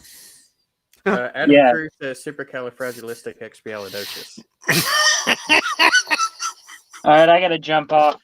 I'll talk to y'all later. James, thanks for repping the beard. Thanks for putting Jason in his place. Always appreciated. Somebody's got to. Well, I guess I can win one thing at least for now, until somebody else shows up with a better one. I think Lynn McCurdy's got us both beat, if I'm not mistaken. Oh yeah. So. Join the health contest, and maybe you can beat Jason at that also. I'll send you an email about that tomorrow. Ooh, I didn't see this part. He shared on his Patreon that he was working on a 3D print case for his phone. That's awesome. Yes, he is. Yeah, like a few minutes later after he had that idea, he's like, "Oh wait, I've got something already thrown together and printing up." Yeah. Yeah, he actually shared with me which dial thing to get off of Amazon. He sent me a link to it. Oh yeah. Do you remember I was trying to do that button for the trolls? And that button that I was trying to use was a USB audio controller as well. It just wasn't working right. What I don't even know what this word is. Does anyone know what this word is to say this word? I'll see you later. See you later, James. Hi, James. Sohio? I don't even know what that word means. Or unless it's an acronym. Lynn's beard measures at 12 inches, and it was just trimmed. I think Lynn literally wins the beard contest. Yes, he does. The literal button. I will give him that one. Mando would probably try to dig up a 6-foot grave if I grew mine out that long. Yeah, I have this button still that I will be hooking up. I think he meant Soho, south of Houston, which is what it means here in New York. Oh, it's a gas station in Ohio. It's Ohio. I have never heard of it, and I've lived in Ohio. So, question, why is your button green and not red? Because I had two options, green or red, and I chose green. I don't know. I mean, I figured you would choose red considering how many locomotives you've broken. That makes a great doomsday device. It's about positive reinforcement. You ain't gonna find that around here, Heath. I never. So the green gives that sense of positivity and of I actually like American Pickers. I haven't seen them in a while, but I haven't. Robert says you guys are rough. Robert, you're just figuring that out now. Well, see, the tree isn't here for us to pick on, so we have to pick on Heath. He was in the chat earlier, but I don't know what happened. He's probably chasing down the saplings. Probably. One John left, another John dropped in, so we're maintaining our John quota. Mr. Jimbo Train says maybe I better leave. I have an injury and it hurts to laugh. Oh no! Oh no! I just got word. I was checking my messages. Michael McCarville is going to stream on Sunday, so he'll be back. I know Tom is going to stream tonight. What else we got going on? Can I play too? Rob, why are you naked for? Where have you been, Rob? Rob, you can absolutely play. I'm assuming you're talking about the contest. Should I share that screen again so everybody can stare at it? So they can all be drawn into it? So that we can...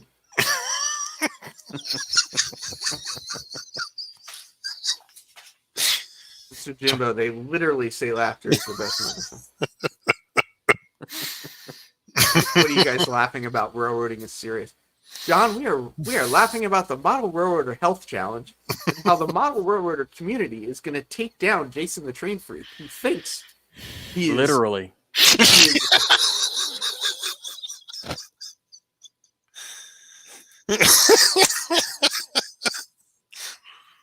Just remember, Jason, the grass is always greener on the other side unless you live where I live, and then it gets browner on the other side. It's pretty brown here. We went upstate this weekend, and my girlfriend comes from California, and one of the things she remarked about was how, upstate here, everything's so green, but in California, in the summer, it's all brown grass. There's no, I mean, it's literally called the Golden State because of all the ground. First place is the Z-scale train. Second place is 2 Z-scale trains. No. No. With or without the smoke. Yeah, exactly. We've literally been ribbing Keith about his literal repetitiveness. Literally. See, now, Sean would have knocked this out of park if he would have slipped, instead of repetitiveness, he could have said, we are literally ribbing Keith about how regularly he is literally saying literally. You said before, California, yep. When I learned that, I was like, oh, that's, like, I didn't know why California was called the Golden State. I assumed it was because of the gold rush. But apparently it's because if you look at all the hills in the summer, it looks golden. I mean, anybody not from California would call it brown, but yeah, this, I know, Thomas is catching me. The sliding intro showing the poor Pennsylvania steamer has its front truck derailed. It does. I know. In Las Vegas, what is this green grass you speak of? Or what is this grass you speak of? Yeah. I've been to Vegas once. I don't remember seeing any grass. So Roy Except Elton for the thinks other it's type of because of the grass. gold I was going to rush. say, it depends on what street you're on, right? Yeah, pretty much. The only Why grass I is- remember is the stuff they rolled up. And we're not talking about sod.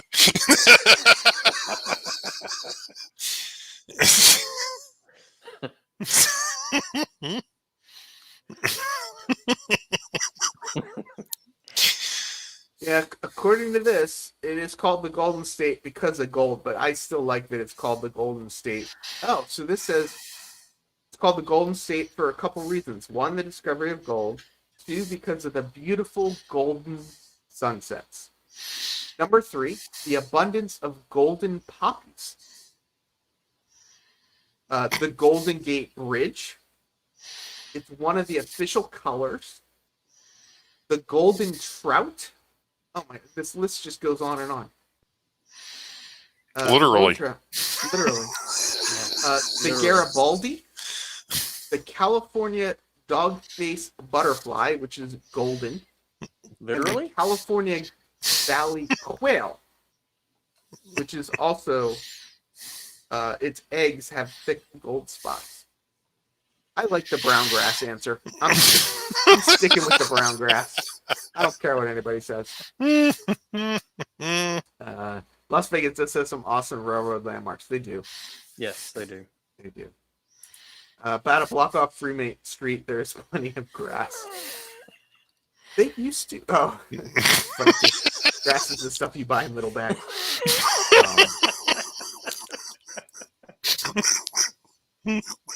My understanding that literally, no, I heard once that Las Vegas used to build their like residential areas with grass, but then they implemented some like water conservation thing because the new properties were using so much water to keep the grass growing that now they just put rocks on all of the new residential stuff because of that. That's what I remember when I was there, and that was several years ago. Yeah. But if you buy one of the older home or older newer homes, like I guess in the 90s or something, they have they actually do have grass. And I missed it, but oh yeah, here we go. She says we have desert landscaping. Yeah. The last time I was in San Francisco, the Golden Gate Bridge was not golden, it was painted red. Somebody was asking me to try and say something, and now I missed it. What were you asking me to say? Repetitively? Supposedly. Supposedly? Supposedly, I can regularly say literally. Xeriscape. Is that what it's called? Desert landscaping is called Xeriscape? My lawn is rocks saves me a ton on the water bill. I can bet. I can bet. Ah, there you go. Around some of the casinos, the fake grass looks pretty. No, but Heath can repetitively say literally. Oh, too funny. Okay, I'm gonna look real quick to see if I can find Mr. Tom's reminder. I assume Tom's going live tonight. I don't know if anybody has seen a reminder from him. I do see Nick's Crossings is going to go live at 8 o'clock. Oh, here we go. Here is Tom's live stream as well.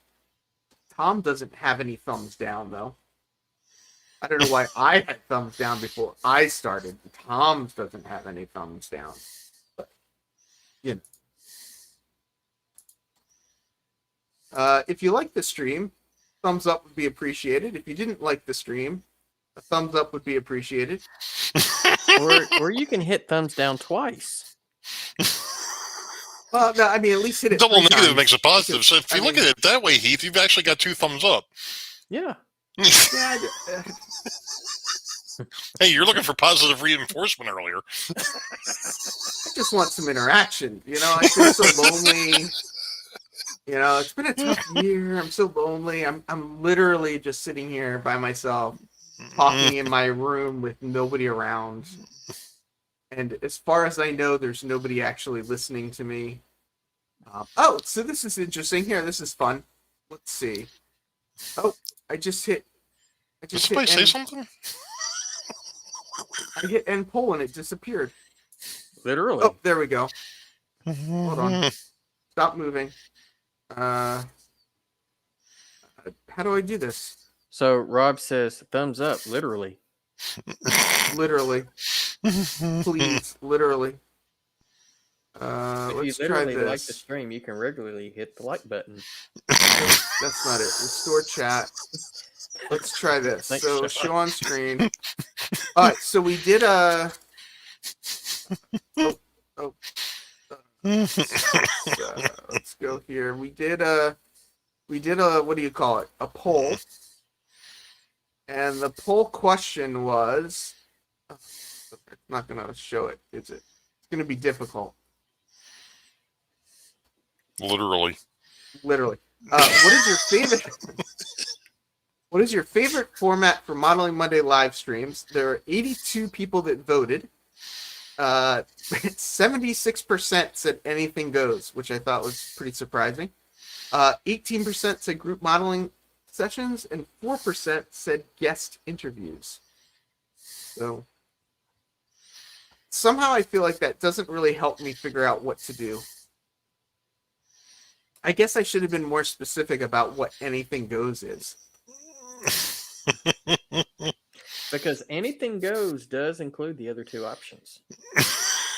Well, I know, and I guess that's where I'm, Randall.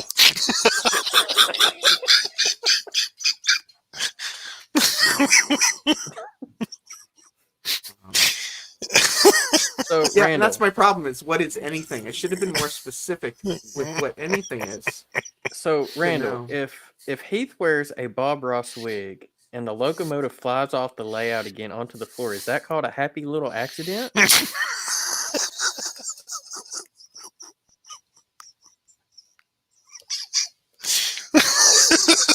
Ah.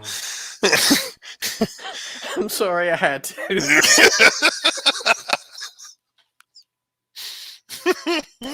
Yes, Mr. Pictovis says happy little trains.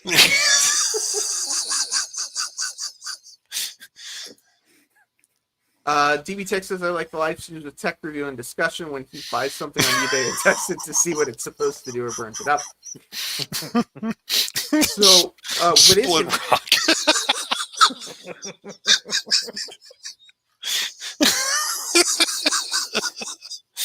We'll just leave that one in the chat.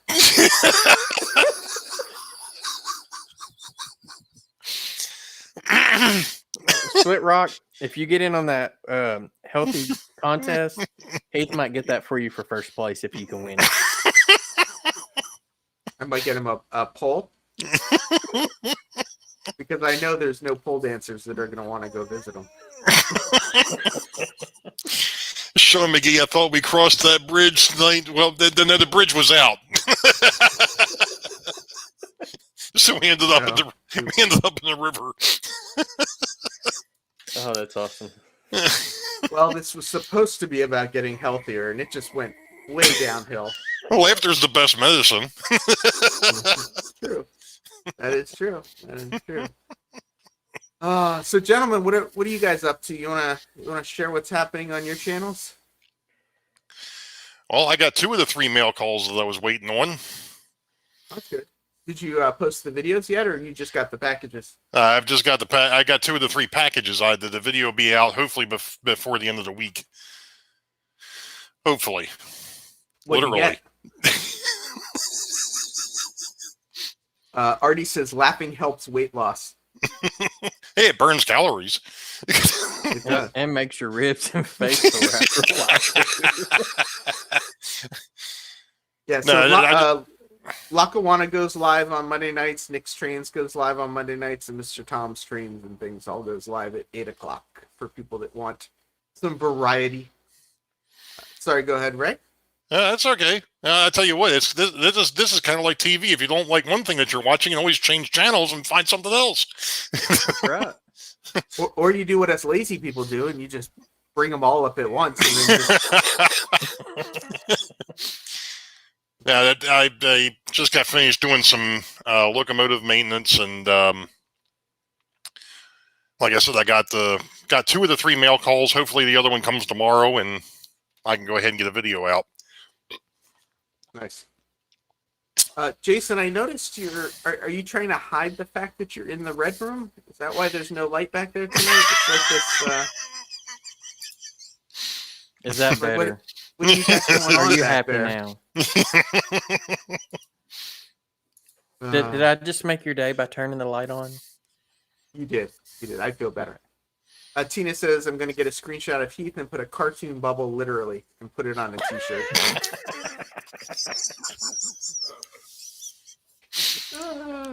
Hey, that might need to be one of my bingo spots on my new shirt that I'm designing. Literally? Yeah, literally. Whenever the blue smoke comes out, whenever Heath can't say a word, and it'll usually end in LLY or whatever. Dragon You can Lover. literally blame Heath. Sidetrack Sunday 2.0. So as Mr. Jimbo Train says, you won't be in the red room long. So what's going on with the train space? So the walls are finally painted.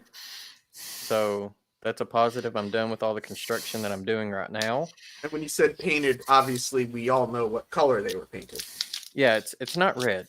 So What? He's going for a snow scene. They're all white. yeah, they're all white. Well, Why that get too sucks. dirty too quickly?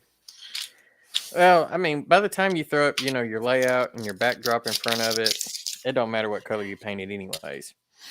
Yeah, no, that's true. But no, the only thing I'm hoping to get done by next Sunday is to get the network wire that I've already ran over to the train room area down in the wall, get a jack installed, and then that way I can move my computer out there and hopefully do Sidetrack Sunday this upcoming Sunday live from the new Now, train room. not to call you out on it, Jason, but I've known you a little over a year now, and you've been talking about that wire for a little over a year now. And when we it's first cooled talked up. about it, it was last summer, and you didn't want to go into the attic because it was too hot. True. All winter, you didn't do it. It was too cold. Too cold, right? So now we're back to it's too hot again. Yeah, but see, now I got a room that I can just drop down into that's air conditioned, so I'm only up there for just a few minutes. I still think you should have just sent Junior up there. Would have saved you all the yeah. hassle. Absolutely. I think you were just waiting till he gets old enough so that he could do it. Dang, you called me out on it. Keep putting it off later and later until he does it. But Tina, I really appreciate that. Yeah, I mean, I like showing the mistakes. I think it's all a part of it. I think us getting healthier, it's all a part of it. It's all a part of it. And I'm still gonna run the Z-scale train on the center track and not run it on the outside track today because I don't want this loco hitting the floor yet. So I say yet because So with Tina's comment there, which member of STS hasn't shown a mistake? John, maybe? Yeah, I was going to say maybe John. Because I know I've showed a handful. Has Rick shown any mistakes? Every one of my videos is a Heck mistake. yeah, he showed a mistake. He dressed up as a tree. Rick has shown bad decision making. Sean says, "Gotta go, guys. It's been a literal blast." Take care, Sean. Mr. Patova says, "Jason, just do like me and have your friend go up into the attic." Exactly. Is Ray laughing or is he literally deflating with style? Deflating with style. It's 7:58 over here in the New York world. Thank you everyone for coming. I really appreciate it. I'm going to wrap this puppy up and I will post Tom's Trains and Things link again. I'm going to go check in with the girlfriend, but then I will come back and join everybody a little bit later tonight, either at Tom's or I usually head over to Nick's later from Nick Trains, or I'll see everybody around. And who's doing Sidetrack Sunday? Jason's the next Sidetrack Sunday. Send me an email with your picture of your weight if you want to join the contest. And yeah, have a great start to your week, everyone. I'll talk to you all later.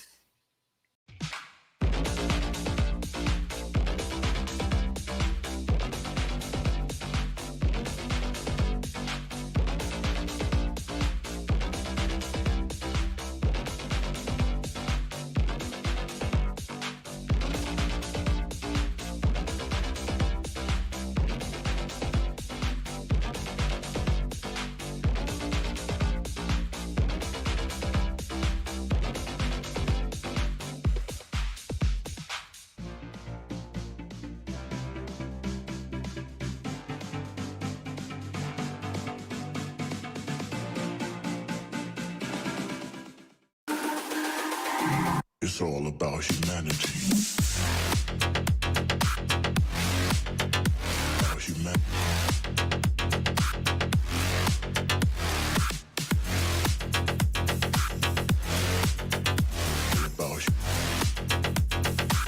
It's all about humanity.